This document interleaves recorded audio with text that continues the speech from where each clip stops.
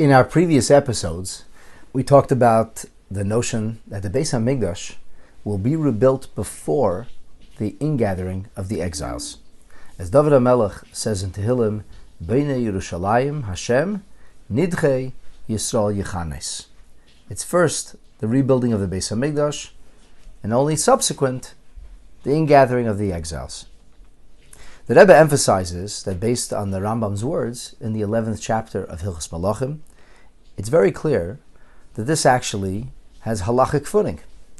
As we learned, the Rambam says, Im Asa v'hitzliach, if Moshiach did the kinds of things he's supposed to do, and then, Obana Migdash b'mkeimei, then we know if that happens and it's followed by V'kivitz Nidchei Yisrael, Hareze Mashiach bevadai.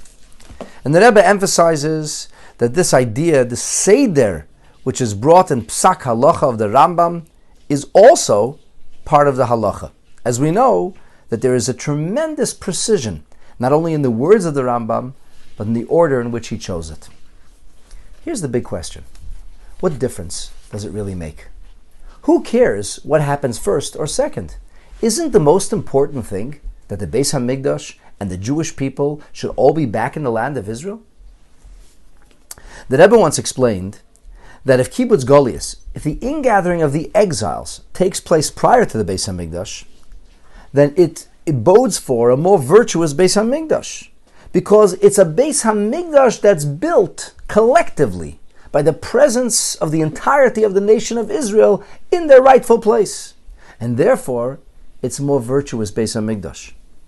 Conversely, if the Beis HaMikdash is built first, and then that causes Kibbutz Goliath, the ingathering of the exiles, in the Rebbe's words, it's a shleimus. It brings out a more virtuous or more perfect method in the ingathering of the exiles. Because essentially, the exiles, the Jewish people in far-flung corners of the world, are drawn back by this magnetic force of the Beis HaMikdash. And so their return is that much more profound and that much more meaningful.